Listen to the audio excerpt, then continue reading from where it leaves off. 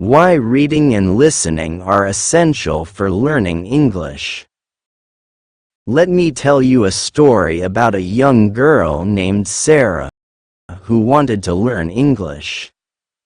Sara lived in a small town and always dreamed of traveling the world, meeting new people, and making new friends. But there was one problem. She didn't know how to speak English fluently. One day, Sara went to her teacher, Mr. Lewis, and said, "Sir, I want to learn English, but I don't know where to start. I feel nervous when I speak, and sometimes I don't understand what people are saying." Mr. Lewis smiled and said, "Sara, learning English is like planting a tree. You need to water it every day for it to grow. In the same way, when you're learning English, you must read and listen to English every day. This is how your mind will get used to the language." Sara was curious. "But why is reading and listening so important?" she asked. Step 1. Listening helps you understand the sounds. Mr. Lewis explained, when you listen to English, your ears become familiar with how words are pronounced. Think about how babies learn to speak. They don't start with grammar books, right? They listen to their parents talk every day. Slowly, they start understanding the sounds and words. For you, listening to English songs, watching videos, or hearing conversations will make you comfortable with the language. Sara nodded and said, "That makes sense. So, should I watch English movies?" "Exactly," said Mr. Lewis. "Start with simple things like cartoons or videos made for beginners. Pay attention to how people say words, their tone, and the rhythm of the sentences. This will also help you understand how native speakers use everyday expressions." Step 2. Reading builds your vocabulary. Now, let's talk about reading, Mr. Lewis continued. Reading is like opening a treasure chest of new words. When you read English books, newspapers, or even short stories, you learn words that you can use in your conversations. For example, if you read a story about a boy who loves soccer, you'll learn words like goal, team, or practice. These words will stick in your mind because you saw them in a meaningful way. Sara looked excited. "But what if I don't understand all the words in the book?" "That's okay," said Mr. Lewis. "You don't need to understand everything at first. If you see a new word, try to guess its meaning from the sentence. And if you're still not sure, look it up in a dictionary. The important thing is to keep reading. Start with simple books, like children's stories or beginner-level articles. As you improve, you can move on to more advanced material." Step 3. Where to find reading and listening material. Sara asked, "But where can I find good things to read and listen to?" "I don't have many books at home," Mr. Lewis replied. "Don't worry, Sara. These days, there are so many resources available online and offline. 1.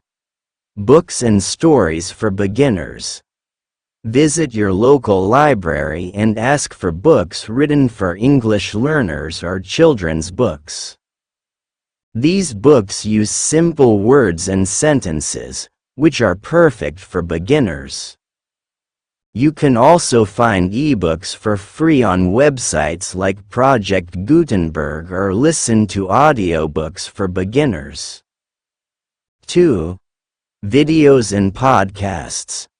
YouTube is a great place to find videos made for English learners. Look for channels that explain English grammar, teach vocabulary, or share simple conversations. Podcasts like ESL Pod or BBC Learning English are also great for listening practice. 3. Apps and websites. Use apps like Duolingo or Memrise to find interactive lessons and stories. Websites like Read Theory or Breaking News English provide articles tailored for beginners. 4. Subtitled movies and shows. Watch English movies or TV shows with subtitles in your language. This way, you can understand the story while getting used to how English sounds. Sara clapped her hands with excitement. That's amazing. Now I know where to start. But how do I choose the right material? Step 4. Choosing the right material to start. Mr. Lewis smiled and said, "Start with content that feels easy and enjoyable. If it's too hard, you might feel frustrated. Here's a checklist for beginners." 1. Short stories and fables.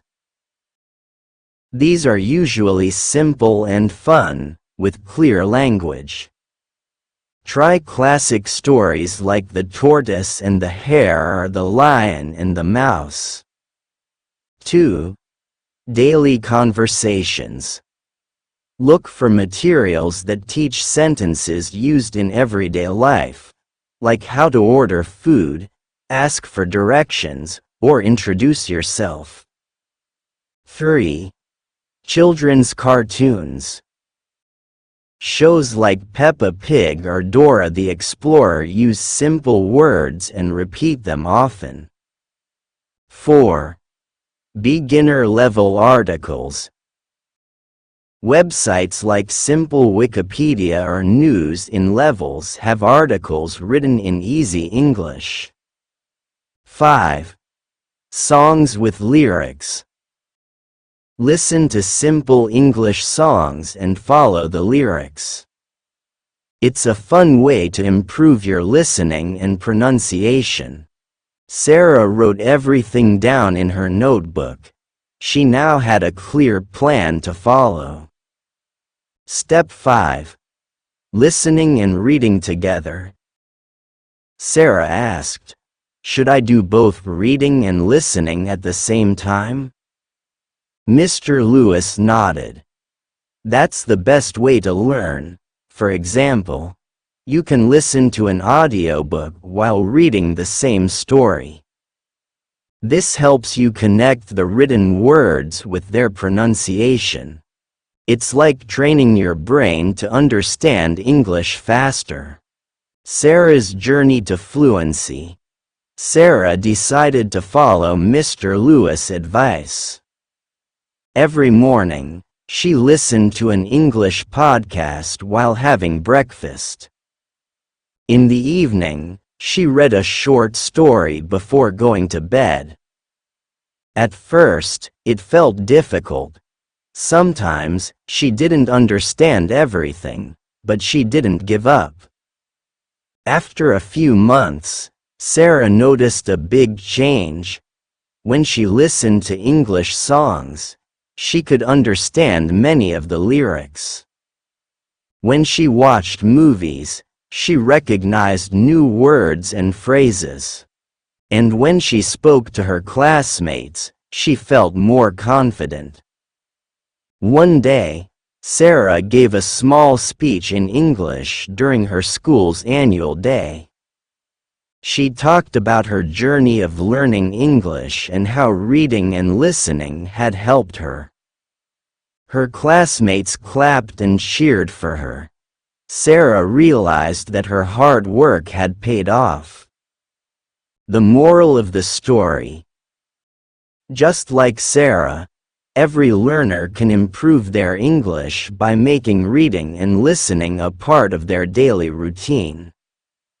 Listening helps you understand how words are spoken, while reading helps you learn new words and grammar naturally. Together, they make a powerful combination that builds your confidence and fluency. So, if you're starting your English learning journey, remember to find simple and enjoyable material to read and listen to. Make it a daily habit, and soon you'll see the amazing progress you can make.